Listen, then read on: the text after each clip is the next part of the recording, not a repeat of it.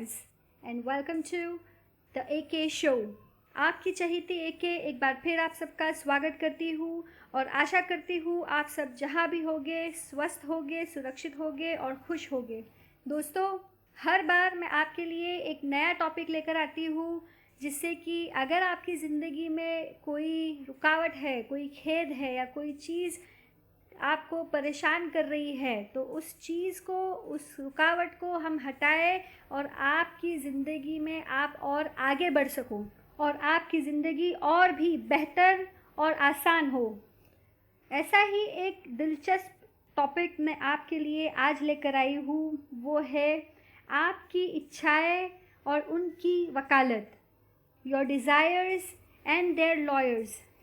दोस्तों, इच्छाएं हम सभी में होती है और उन इच्छाओं के साथ बसा होता है उनका एक वकील जो हमारे मन में होता है।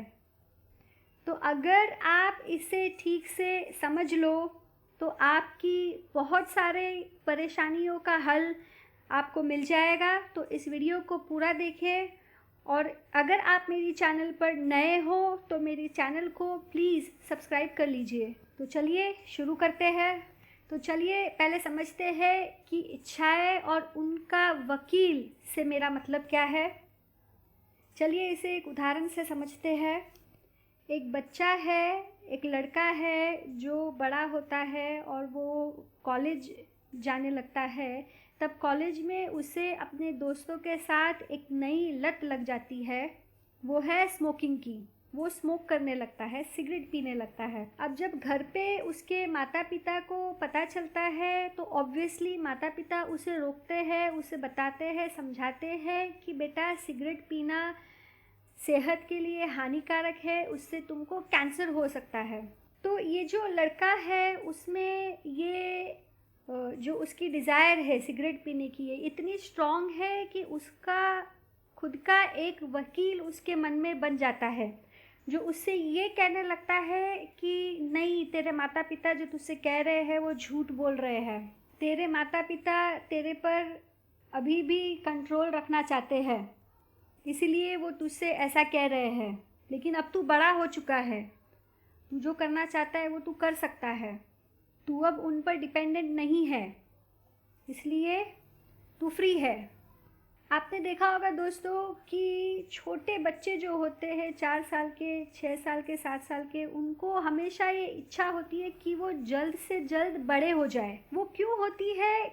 क्योंकि जब वो छोटे होते हैं उनके ऊपर हर कोई कंट्रोल कर रहा है, हर कोई उसे डांट रहा है। वो हर चीज़ के लिए अपने माता पिता पर या किसी ना किसी पर निर्भर होता है और अगर ज़रा सी भी उससे कोई गलती हो जाए तो उसे हर कोई सुनाने लगता है, डांटने लगता है, मारने लगता है। तो बच्चा ये सोचने लगता है मैं कब बड़ा हो जाऊं ताकि ये बड़े लोग मुझ पर कंट्रोल अपना छोड़ दे। तो इस लड़के का जो एक इच्छा है सिगरेट स्मोकिंग का, उसका वकील उसको रोक रहा है। तो आप समझ रहे हो ना कि मैं क्या कहना चाह रही हूँ। वैसे ही हर एक ह्यूमन में, हर एक इंसान में जो इच्छाएं होती है उसके साथ उसका एक वकील मन में बसा होता है जो आपको ये कहता है कि जो आप चाह रहे हो या जो आप सोच रहे हो वो सही है। मैं ये नहीं कहती कि सारी इच्छाएं गलत होती है दोस्तों, लेकिन कुछ इच्छाएं हमारी ऐसी होती है जिससे और किसी को नहीं, हमको ही हानि होगी। तो अगर ऐसी कोई इच्छा हमारे मन में बसी है जो हमारे लिए ही हानिकारक है, जिससे हमें मदद नहीं मिलने वाली है, हमें नुकसान होगा, तो उन इच्छाओं का वकील मन में रख के मतलब क्या है दोस्तों? ये वकील वो आवाज़ है जो हम सब में कहीं ना कहीं चलती रहती है। ये आवाज़ हमारे मन का ही हिस्सा है। जब हम छोटे से बड़े हो रहे हैं तब हम जिन सिचुएशंस से गुज़रते हैं, जो हालात हमारे साथ होते हैं, हमारे जो बैड एक्सपीरियंसेस होती है, जो टीचर्स हमें सिखाती है, जो समाज हमें बिलीव्स, धारणाएं बिठाती है, जो नेगेटिव थॉट्स हमने बैठते हैं, ये सारी चीज़ों से बनता है ये हमारा वकील, ये हमारे मन का हिस्सा। तो जब ये वकील हमें कोई गाइडेंस देता है या कोई सुझाव देता है या हमारे कान में आकर धीरे से कुछ कहता है, तो वो जो कह रहा है वो उसने जो इतने सालों में सीखा है उसी के आधार पर वो आपको गाइड करता है। जैसे फॉर एग्ज़ाम्पल ये लड़का जो स्मोक कर रहा है, वो जब सिगरेट स्मोक करता है तो उसे ये फीलिंग होती है कि वो बड़ा हो चुका है। तो उसके मन का जो वकील है उसको वो कान में आकर याद दिलाता है कि बचपन में तेरे पेरेंट्स ने तुझे कंट्रोल करना चाहा था, आज भी वही वो कर रहे हैं, तुझे उनकी सुनने की ज़रूरत नहीं है, तुझे स्मोकिंग करनी है, तू स्मोकिंग कर, अब तू बड़ा हो चुका है। ये तो सिर्फ एक उदाहरण है दोस्तों, यही हमारे साथ हमारी पूरी लाइफ में चलता है। हमारे अंदर वो जो आवाज़ है, वो जो वकील है, वो कुछ ना कुछ हमसे कहते रहता है, सही होता है, गलत होता है, ये हमारा वही वकील हमको बताता है। क्योंकि ये वकील है, इसका काम ही हर वक्त हमारी वकालत करना होता है। पर ये ज़रूरी नहीं है कि हमारा वकील हमसे जो कह रहा है वो हर बार सही हो। चलिए एक और उदाहरण लेते हैं। मैं चाहती हूँ कि आप इस चीज़ को अच्छे से समझ लें। एक लड़का था, बचपन में वो करीब 4 साल का था जब उसके माता पिता गुज़र गए, तो उसे अपने अंकल आंटी के पास रहने के लिए जाना पड़ा। जब वो बड़ा हुआ, वो करीब 11 साल का था, तब पता नहीं क्यों लेकिन उसके अंकल आंटी ने भी उसको घर से निकाल दिया। ये लड़का अब बेघर हो गया। किसी तरह उसने अपनी ज़िंदगी निकाल ली। अब वो बड़ा हुआ। 11 साल के बच्चे के मन में ये बैठ गया था कि मुझे घर से निकाला गया, वो घर मेरा नहीं था, इसलिए मुझे वहाँ से निकाला गया।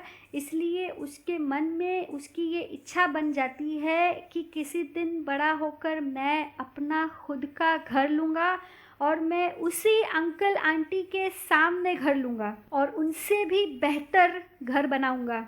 अब जब वो बड़ा हो गया और वो अच्छा कमा रहा है, तो उसने अपनी ये इच्छा को अपने दोस्त के साथ शेयर की और उसे बताया कि एग्जैक्टली उसके अंकल आंटी रहते कहाँ हैं और उसको कहाँ घर बनाना है। तो जैसे ही ये अपने दोस्त को बताता है, तुरंत इस लड़के का दोस्त उससे कहता है, अरे दोस्त, तू उस एरिया में घर मत लेना, मैंने अभी अभी सुना है कि वो जो पूरा एरिया है, जो पूरा इलाका है जहाँ तेरे अंकल आंटी रहते हैं, वो इलीगल है।